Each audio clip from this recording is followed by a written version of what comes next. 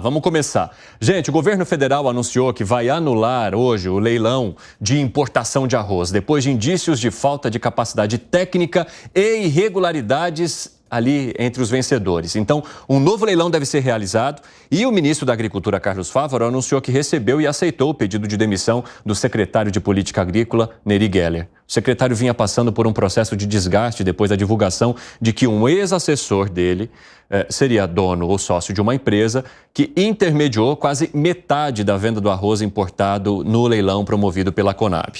Vamos entender com o Bruno Pinheiro, então, o nosso repórter que chega aqui, que não está em Brasília hoje, né, Bruno? Mas fez questão de arrumar um espacinho para conversar conosco, porque o Bruno tem vários bastidores dessa história, apurações. Vamos lá, Bruno, você que define a sequência. Conte para a gente tudo que está por trás desse debate, da demissão de Nery Geller e desse novo leilão que foi anunciado, então, ou que deve ser anunciado pelo governo federal. Bem-vindo, amigo.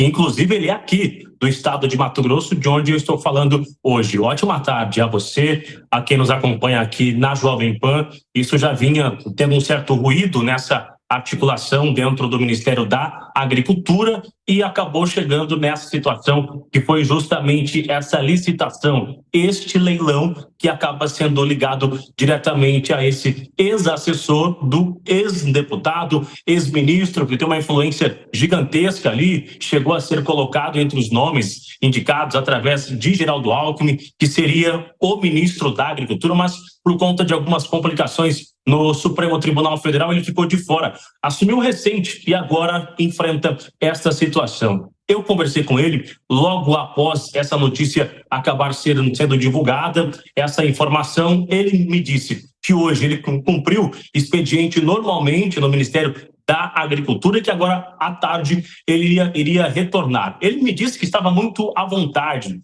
que não tinha nenhuma grande situação, uma preocupação em relação a essa tomada de uma decisão que não veio dele, veio por parte do governo federal, que ficou uma situação ruim, justamente porque é uma empresa que não tinha uma capacidade, era uma empresa anônima no meio do agronegócio, que não tinha uma capacidade para fazer uma entrega. Mas o que iria ser feito? A Companhia Nacional de Abastecimento já fazia essa articulação, essa embalagem do arroz, inclusive o nome do arroz, tinha já uma força-tarefa para essa construção quando veio essa informação. Acontece que a informação com quem eu conversei hoje, que lá de forma interna, Evandro, no Ministério da Agricultura, esse clima já não era dos melhores entre o ex-deputado, agora exonerado do Ministério da Agricultura, e o ministro Carlos Fávaro. Tinha já uma situação ali entre eles nesse relacionamento. Quando surge isso,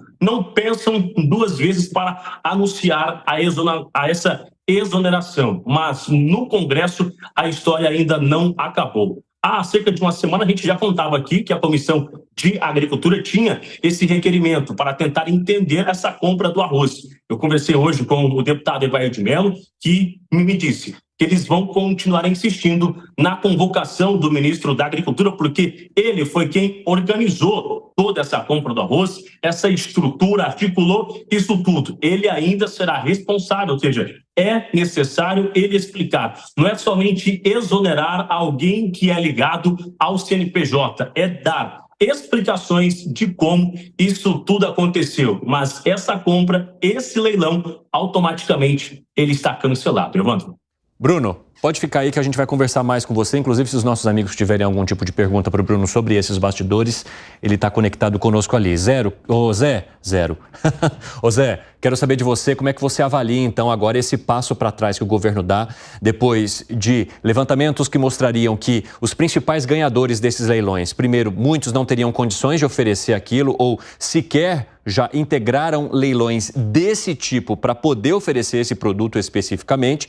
E aí vem também essa denúncia que envolve o ex-assessor de Nery Geller, que seria agora dono de uma empresa que justamente intermediou a boa parte dos contratos que foram levantados nesse leilão. Ou seja, bastante consequências assim para o governo lidar nesse momento, depois de já sofrer uma enxurrada de críticas do próprio setor do agronegócio brasileiro. É um desgaste forte para o governo, porque este era um discurso do presidente Lula, né? Houve problemas. O deputado Zucco, coronel Zucco, tenente-coronel Zucco, está tentando criar uma CPI, já tem mais de 100 assinaturas. São necessárias 171 assinaturas para analisar, para investigar exatamente esta importação de arroz, né? E pelo governo, compra pelo governo. O Tribunal de Contas da União já identificou, tive acesso a um estudo do Tribunal de Contas da União, entregue a um dos integrantes da Frente Parlamentar, mostrando que foi uma licitação direcionada. E isto é um vício muito grande e grave numa compra governamental, porque a licitação foi feita de tal forma que já se sabia onde comprar o arroz e isso não poderia acontecer. A resistência foi maior porque os arrozeiros do Rio Grande do Sul protestaram. Disseram, olha, nós estamos em dificuldade, o Rio Grande do Sul está quebrado e agora que temos arroz para vender, nós temos condições de suprir no mercado de arroz, vocês vão trazer o arroz de fora, comprado diretamente para o governo, para concorrer com o nosso arroz. Isso acabou acendendo a luz no Palácio do Planalto. O governo não sabia que os arrozeiros tinham estoques e tinha produção para suprir o mercado interno. Hoje, a ex-ministra da Agricultura, Tereza Cristina, me ligou logo cedo, dizendo, olha, Zé Maria, estão exagerando, estão colocando inverdades. O governo Bolsonaro nunca comprou arroz, nunca. E aí ela me diz e explicou e eu fui ver a verdade. Ele assinou um TEC, que é uma técnica de emergencial de compras, mas para a importação por terceiros, pela iniciativa privada. O governo não comprou um grão de arroz, Bolsonaro, mas autorizou, abriu para que empresas aqui comprassem 400 toneladas de arroz para suprir o mercado, mas foram as empresas que compraram. Ficou muito esquisito essa ideia do Nery Geller de comprar arroz, carimbar lá o arroz como um produto do governo, como era antigamente da Conab, da Cobal, dessas coisas que já foram extintas, né? Hoje nós não temos nem mesmo a possibilidade de fazer isso, e aí haveria sim problemas jurídicos, e o Tribunal de Contas da União anunciou. Então fez bem o governo em anular isso aí, agora é novo debate do que fazer no futuro. Sobre o Nery Geller, é uma perda importante para o governo. Ele participou do grupo de transição, foi o responsável por montar a estrutura do Ministério da Agricultura. Ele saiu em campo, ele era deputado, negociou com Ronaldo Caiado, negociou com lideranças, fez o que pôde, porque as lideranças da agropecuária não queriam ir para o governo Lula. E ele foi um grande interlocutor, é um grande interlocutor do governo com essas lideranças empresariais do setor agropecuário. Uma perda importante para o governo, eu diria. Ele não é mais deputado, estava como secretário, né? E isso o deixaria mais solto para fazer negociação. E ele me disse também que não fala com o ex-assessor há mais de 4 anos, nem sabe onde ele está. Exatamente, né? Até o ministro da Agricultura fez questão de ressaltar que a empresa foi aberta não nesse momento ou para esse processo, de que ela já existia, de que foi montada pelo ex-assessor, que inclusive já não tinha mais contato ou qualquer tipo de relação com o secretário Nery Geller. Mesmo assim, o desgaste em torno da história foi tão grande que, segundo informações que foram apresentadas ali, né, a todos, ele acabou pedindo demissão e essa demissão foi acatada pelo próprio ministro. Você tem informação também, Gustavo Segré? Tenho. Tem a ver com isso que mencionava Zé Maria.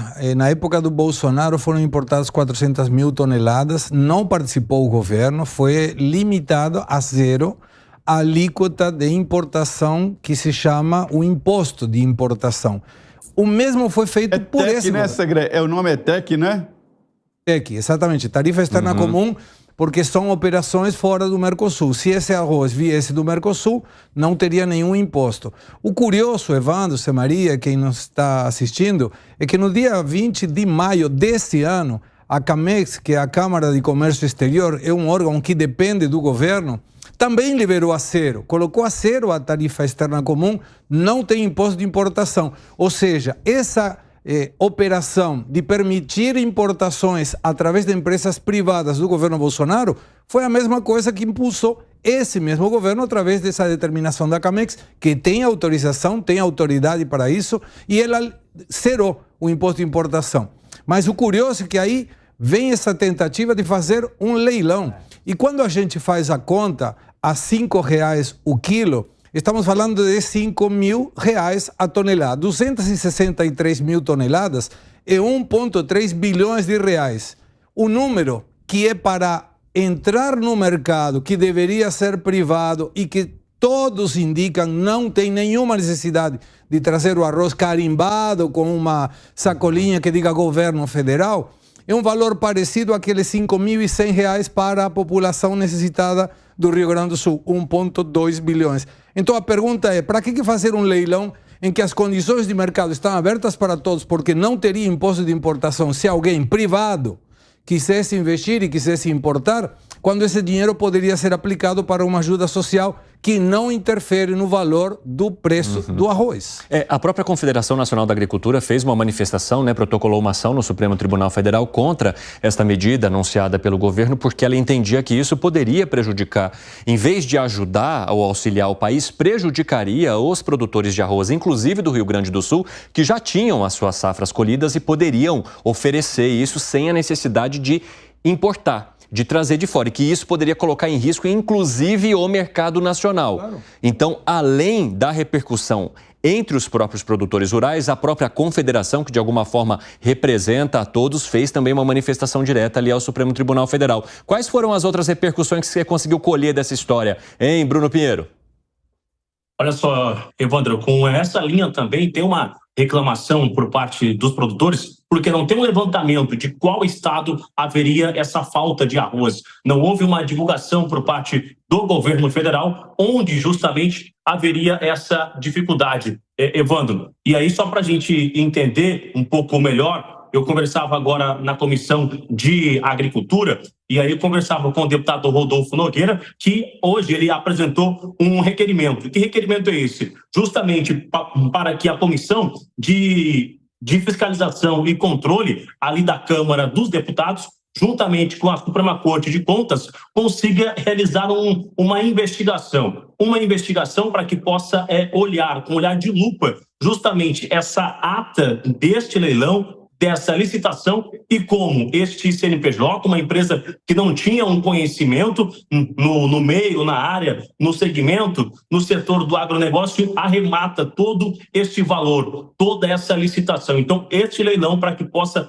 haver, de fato, essa investigação. Esse requerimento será colocado em discussão na Câmara dos Deputados, e hoje, como o nosso José Maria Trindade já ressaltou muito bem, o deputado Zucco esteve com o ex-presidente Jair Bolsonaro na hora do almoço, na parte da manhã, e eles conversaram sobre a CPI do arroz. Recebeu um incentivo. Jair Bolsonaro está disposto a ir com tudo, com os seus aliados, com a oposição, para, de fato, investigar, iniciar uma CPI. Já são mais de 105 aproximadamente. A expectativa é que até o final dessa semana alcance o número suficiente e que aí sim seja instalada uma CPI para investigar. E aí, de fato, neste momento, eu perguntei a alguns membros da Comissão de Agricultura se há o interesse de ouvir agora exonerado o secretário Nery Geller. Neste momento, não, mas se instalar a CPI, ele estará na lista de convidado.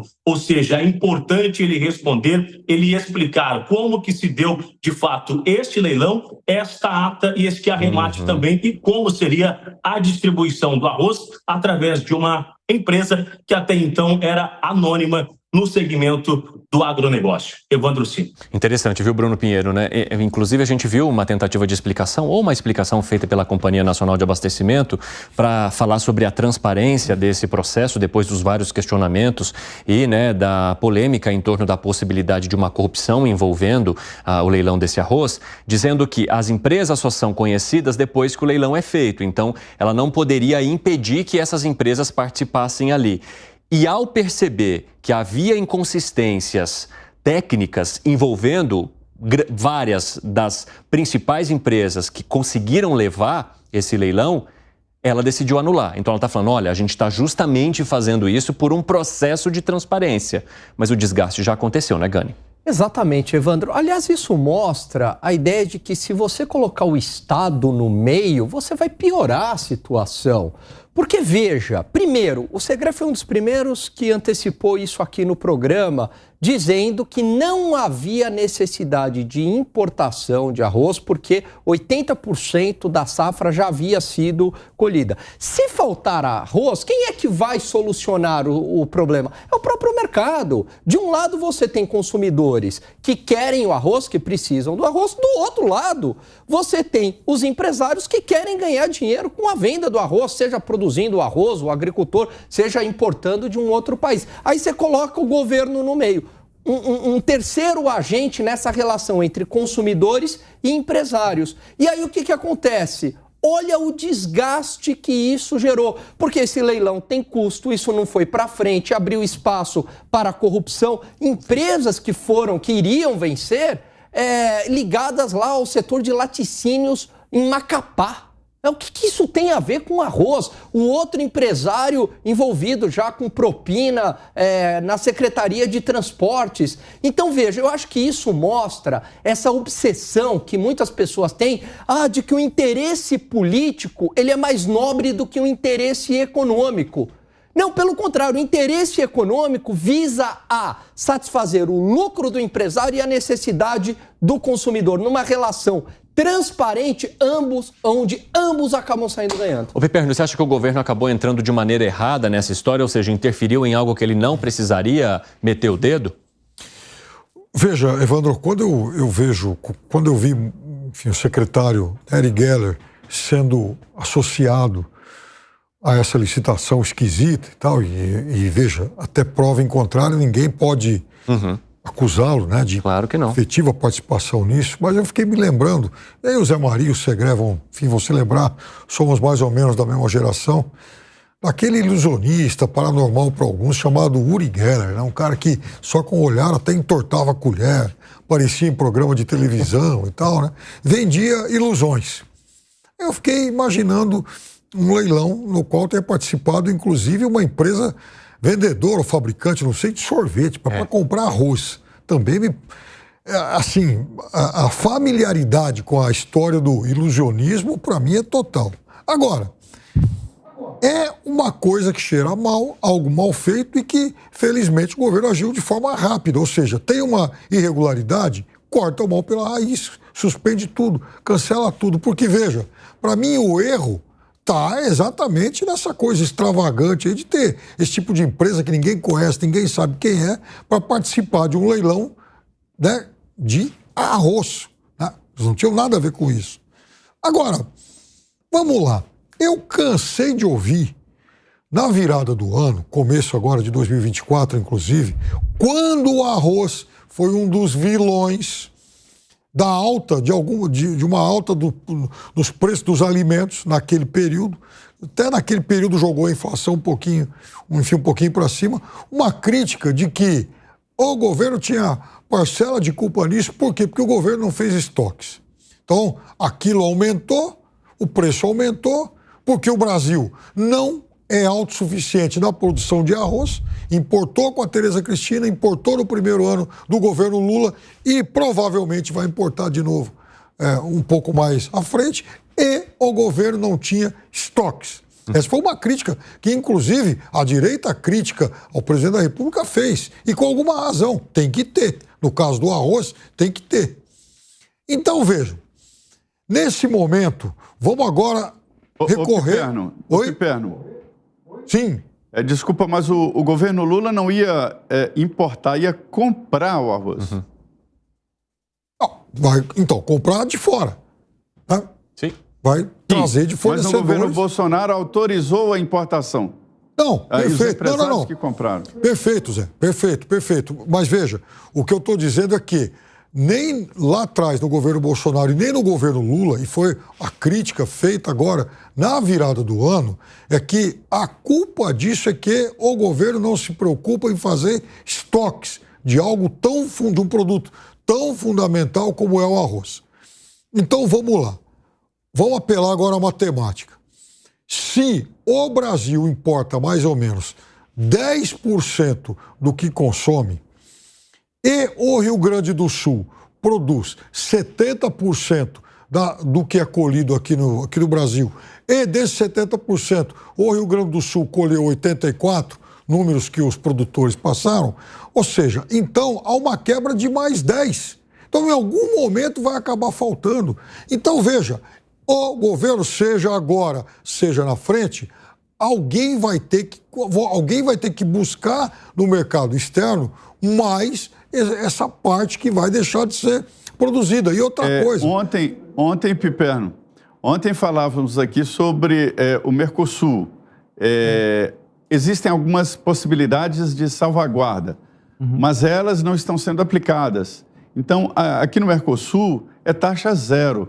Então, o Brasil pode, por exemplo, importar do Paraguai, até de produtores brasileiros que produzem no Paraguai e pronto. Não precisa comprar, só importar. Mas veja, Zé, a questão não é só de onde vai se comprar. A questão é que, independentemente do momento, o governo tem que fazer algum estoque disso, porque o Brasil não é autossuficiente. Esse é um conceito ultrapassado, Piperno. Já houve um momento em que o governo tinha estoques reguladores muito grandes, e não foi nesse governo e nem no governo, e que se decidiu que não precisava, porque a produção já supria o mercado.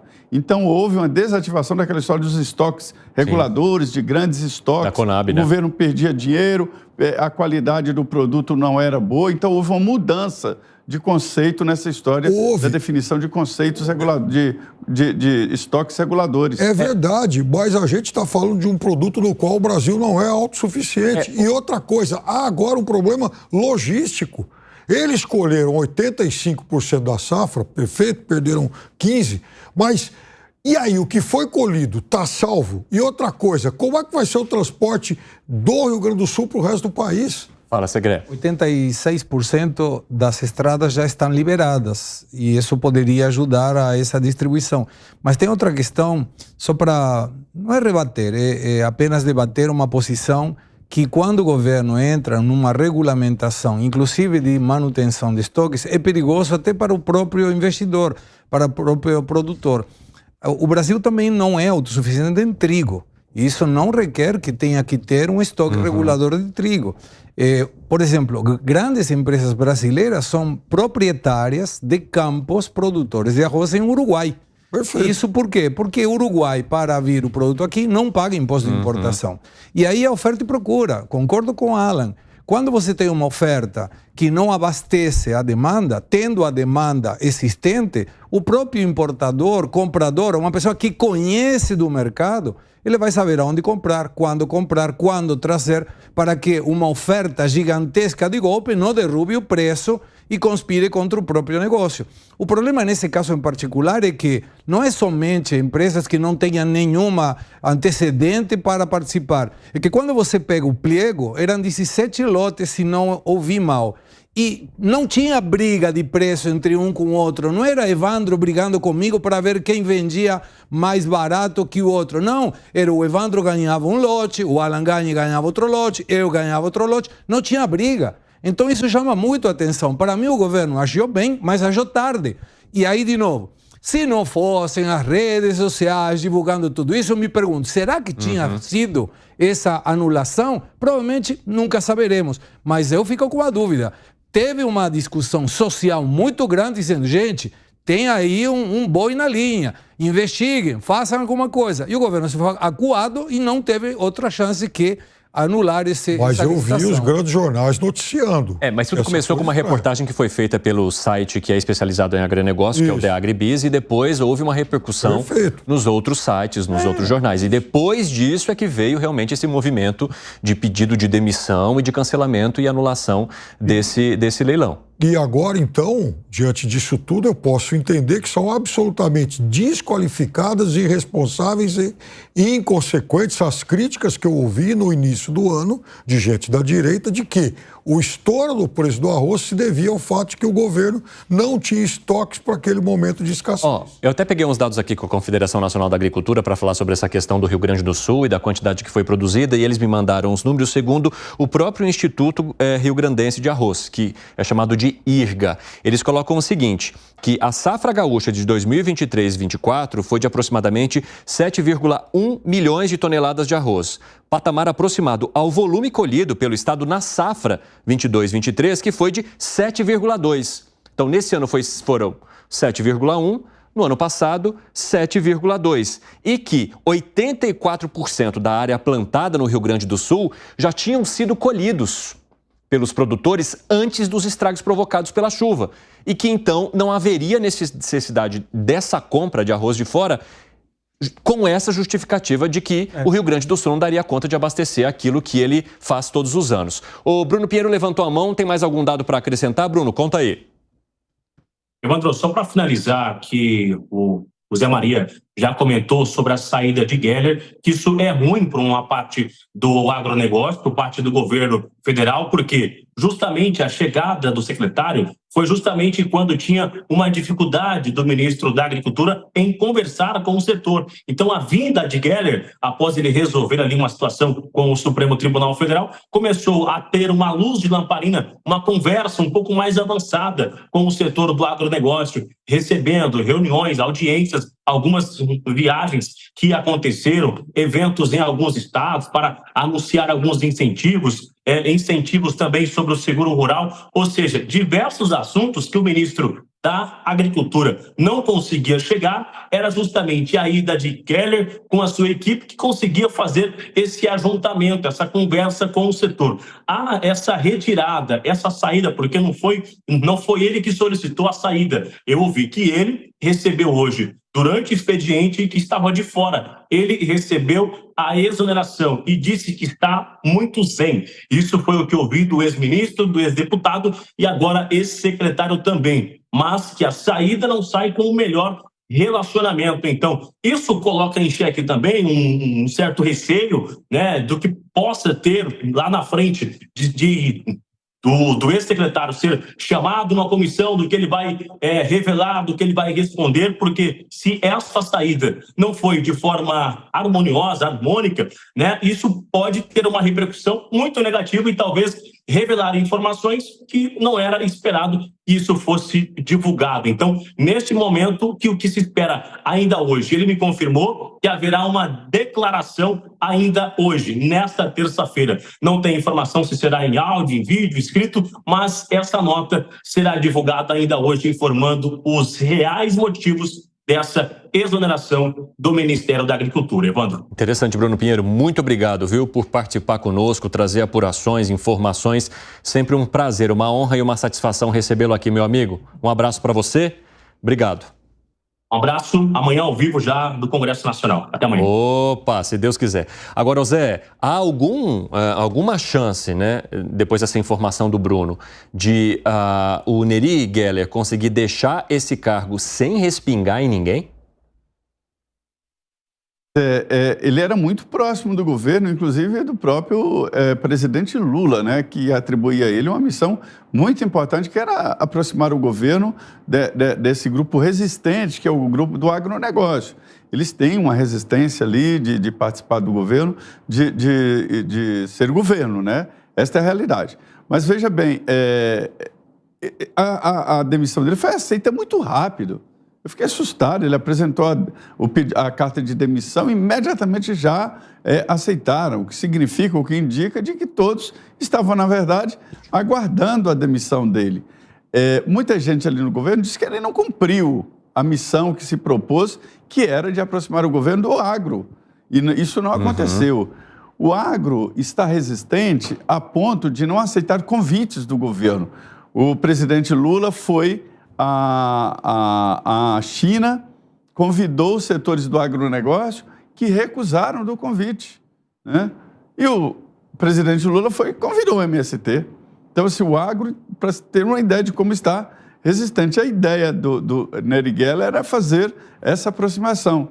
É aquela história, bem que tentou, mas não conseguiu. Mas impressiona a rapidez com que ele apresentou o pedido de demissão e que foi aceito. Não há chance de ele voltar e há chance de respingar em outras pessoas, se houver. Eu não acredito que neste caso exista, se houver alguma combinação para a compra deste arroz. Nós falamos aqui várias vezes sobre privatização, sobre força da iniciativa privada. Essa história de comprar arroz, carimbar com o nome do governo, isso já aconteceu, mas lá atrás. Hoje não há necessidade disso e é, no mínimo, muito estranho. Ninguém sabia nem como vender um negócio desse com carimbo do governo. Bom, 4h32, o pessoal da rádio vai para um rápido intervalo. Daqui a pouco espero vocês, viu? Nas outras plataformas, continuamos. É interessante, né? Porque a discussão sobre o armazenamento também agora, ele até saiu da parte pública e foi para a parte privada, né? Hoje a gente sabe que há um déficit de armazenamento de mais de 50% aqui no país, mas a grande tentativa é que os próprios produtores, as grandes empresas do setor do agronegócio adquiram, então, esses silos e instalem esses silos em suas propriedades para que eles façam o armazenamento, né? E isso saia dessa coisa meio de Conab, Companhia Nacional de Abastecimento, regulação de preço, aquela coisa que acontecia lá atrás.